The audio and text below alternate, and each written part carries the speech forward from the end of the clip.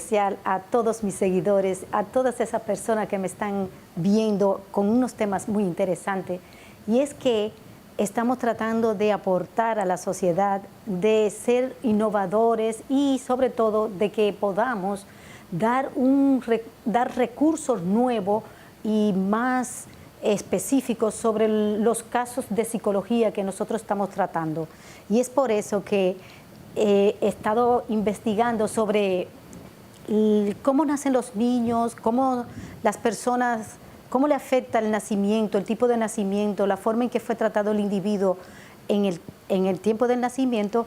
Eso hace que se forme nuestra personalidad. Y para eso he escrito ya varios libros. Y este libro que te voy a presentar hoy se llama El nacimiento visto por la ciencia. Dentro de ese libro yo también tengo un capítulo que se llama Derecho e inicio del individuo humano. El objetivo de este módulo es exponer cómo el derecho define el inicio de un individuo. A medida que las ciencias avanzan, descubren necesidades y las incorporan en el apoyo de un ser humano cada vez más íntegro. Es lo que sucede en la psicología del desarrollo humano. Observa las necesidades de cada etapa del individuo y considera la concepción como el inicio de la vida humana. Esto se debe a que podemos observar en esta etapa el inicio de la vida psicológica. Es muy importante que cada ciencia especifique el inicio del individuo para poder aplicar con justicia y con equidad a la persona en el tiempo-espacio que éste más lo necesita. Es por eso que te he estado investigando estos temas y te lo quiero presentar. Por ejemplo, ¿por qué menciono que cada ciencia debe ir aportando a una formación integral del individuo?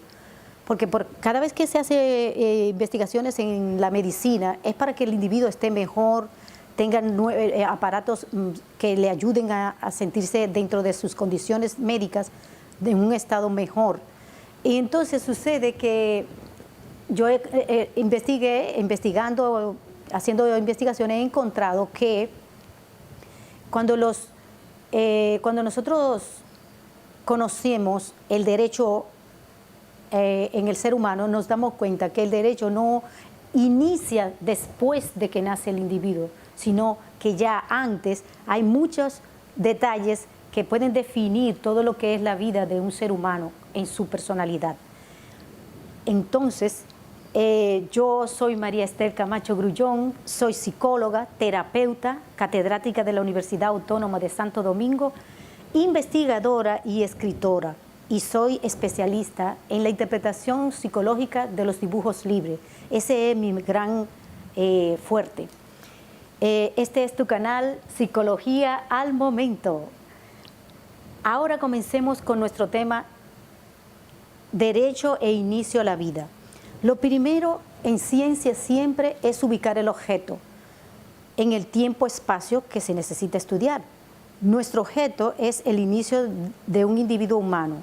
Cada ciencia especifica en qué espacio-tiempo es observado su concepto de inicio de un individuo y discute si es individuo, persona, si es subjetivo o es un objeto o es un sujeto. En este contexto, en cada ciencia encontramos caminos a medias y siempre es necesario acudir a otra ciencia para llegar a una explicación totipotencial del inicio de la vida humana, sin la cual seremos simples fanáticos de una ideología. En este sentido, los especialistas entienden en cuanto a los procedimientos médicos que existe un dilema bioético al inicio de la vida. Eso lo dice Sarko. Y en derecho se resuelve este dilema con la definición de bien jurídico. ¿Cuándo es un bien jurídico? ¿De qué y de quién es el interés de este bien? La ética se refiere a elegir el bien y desechar el mal. El efecto de los pensamientos éticos pueden ser individuales, pero si afecta a la integridad de otro, este pensamiento se convierte en moral. Cuando las decisiones que un individuo toma se trasladan al exterior y se vuelve un dilema ético, ya es social. La bioética, la ética aplicada a la biología. La naturaleza es objetiva, o sea, todo lo que estudiamos, las plantas son objetivos, porque están los objetos ahí. Y depende cada uno, y qué depende de cada uno de los sujetos que no tienen incidencia en el mundo social. Dice Marco Terrani que un objeto es jurídico cuando el derecho se ocupa de él. Puede ser de un interés social, pero tal vez no hay interés jurídico. Dice, es necesario definir el objeto o bien jurídico para que al ser clasificado un delito en relación a este, no tenga ambigüedad en la tipicidad de este. Bueno, ahora pasemos a la biología. ¿Qué nos dice un poco la biología? Y luego seguimos con el derecho. La biología nos dice que es la ciencia de la vida y es la ciencia que define el concepto singamia. Alude a la unión de las células reproductoras femenina y masculina, óvulo, esperma, y en ese tiempo-espacio es considerado como el inicio de la vida del individuo. Aquí tengo una figura muy linda que luego le vamos a pasar. Es fundamental para conceptualizar el inicio de la vida psicológica y el derecho del inicio de la vida en término biológico es la singamia. Refiere a cómo el óvulo y el esperma de 23 cromosomas cada uno, que son células haploides, células con un único conjunto de cromosomas. La concepción fusiona estas dos células, originando células diploides de 46 cromosomas. Nos referimos al término singamia a la condición del esperma y el óvulo juntos, y en el primer momento. Y en ese momento, la biología ha llamado a esta condición, a la condición que se da, como un tiempo totipotencial. Significa que los seres vivos tienen unas condiciones, tienen células para reproducir todas las otras células de los que se formarán los tejidos, los órganos, los sistemas. Pero parece ser que en el ser humano, según dice un autor, este es el momento que se le llama totipotencial, al momento de la mórula o el primer huevo. Como estas células unidas contienen todas las capacidades funcionales de un individuo humano, podemos decir que las capacidades cerebrales ya existen. Por eso que hay que apuntar a este tema. Consideramos esta etapa, yo la he llamado en mis libros, en mis diferentes libros he llamado a esta etapa y a la etapa que son siempre en dependencia de otro, le he llamado cerebro en formación, ya que nos referimos a la dependencia o altricidad, un concepto que define cómo un individuo depende del otro para poder sobrevivir. Entonces, en el caso del esperma y el óvulo, cuando se fusiona, ya es totalmente dependiente la vida de los cerebros formados que son papá y mamá, o hombre y mujer. El cerebro de padre-madre está directamente conectado al hijo en la fusión de conexión celular cerebral. Ok, celular porque son dos células, cerebral porque contiene ya el cerebro en su reproducción. Para nuestro estudio consideramos que las células anteriores a la mérula tienen la condición de ser bipotenciales. ¿Por qué? Porque se enfoca en la reproducción de dos procesos básicos que son lo que determina la preservación del ser humano como ser humano.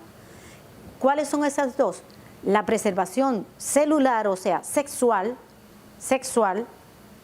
porque se reproduce un sexo, y la reproducción cerebral, que significa que se guarda un cerebro para que ya está existiendo, que ya existe como parte de absorber los estímulos que existen en su medio ambiente. Por eso yo le llamo que esta, en vez de ser totipotencial, que lo es porque están en desarrollo todas las potencias de un individuo, pero también es bipotencial porque conserva y se concentra en preservar al individuo sexual y al individuo cerebral. ¿Por qué hay que mencionar la condición cerebral?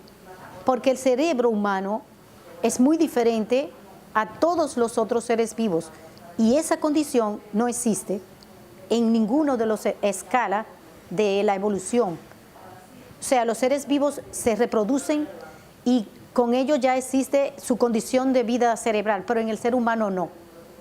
En el ser humano lo que se vive en el tiempo de la concepción repercute en todo el tipo de pensamiento que tendrá el individuo. Y por eso entonces la preservación es sexual y también cerebral. Entonces, ya que el individuo incorpora en su cerebro todos los estímulos que lo hacen el individuo, sin la cual el ser humano pierde la cualidad y la calidad de la evolución. En esta etapa puede percibir todos los estímulos, respuestas del medio ambiente, aunque no puede emitir ninguna respuesta lógica ante lo que está pasando desde el interior maternal. No puede uno conocer qué está diciendo o expresando el individuo que está en el vientre materno. Aquí existe una relación inversa. En mis libros, en todos mis libros, explico la relación inversa para explicar las conductas humanas, ya que no pueden ser de una forma lineal, ni tampoco es como un seguimiento, no. Hay procesos en la producción de la conducta que tiene que ver con procesos inversos, y eso yo lo estoy explicando mucho en mis libros. Esta es una condición inversa. El inicio de la vida física, con los aspectos emocionales y cognitivos, es una situación inversa porque, aunque no lo podemos ver, no lo podemos estudiar. Y lo que explicaremos en otro módulo se refiere al desarrollo corporal y la capacidad de expresión en el tiempo-espacio dentro del vientre materno. El estudio de la concepción es un punto común de todos los intereses humanos. Le llamaremos tiempo-espacio toti-objetal, o sea, de todos los objetos de las ciencias que conforman el estudio de la concepción. La vida humana, ya que todas las ciencias y filosofías tienen que ver con este hecho, con la concepción. Si no hay concepción, no hay ciencia, no hay vida. Entonces, aquí igualo la condición totipotencial de las células reproductoras humanas unidas a la condición científica del objeto del inicio de un individuo, ya que es cuando convergen todas las ciencias. Desde nuestro punto de vista, es una condición de objeto invertido. Las ciencias ubican su objeto fuera del individuo. Un objeto es lo que puede percibirse por medio de nuestros sentidos y sobre todo sobre el que se piensa, pero carece de vida propia. Este vocablo viene del latín objectus, constituida por el prefijo ob, que significa sobre o encima, más el verbo iacere, que quiere decir tirar o lanzar, y es la raíz del verbo echar. En la antigüedad la palabra objectus simbolizaba algo de poco valor, que podría lanzarse o tirarse sin preocuparse en lo absoluto. Si ustedes se dan cuenta, yo estoy definiendo objeto para la ciencia, pero esa definición es exactamente como si estuviéramos hablando de un aborto. Bueno, eso es una forma de decir cómo es invertido. El estudio que estamos haciendo es invertido porque el objeto está dentro, mientras que el objeto que nosotros estudiamos como ciencia está fuera. Si observamos estas palabras sobre el significado o concepto de objeto, las ciencias físicas definen con exactitud lo que es un aborto o la condición que a veces se le da a la vida humana después de la concepción. Nuevamente existe otra inversión. ya que para definir el objeto de estudio, inicio de la vida humana, es necesario sacarlo de su interior para ser observado científicamente, lo cual es un razonamiento lógico y científico, pero no humano en relación al estudio de este objeto.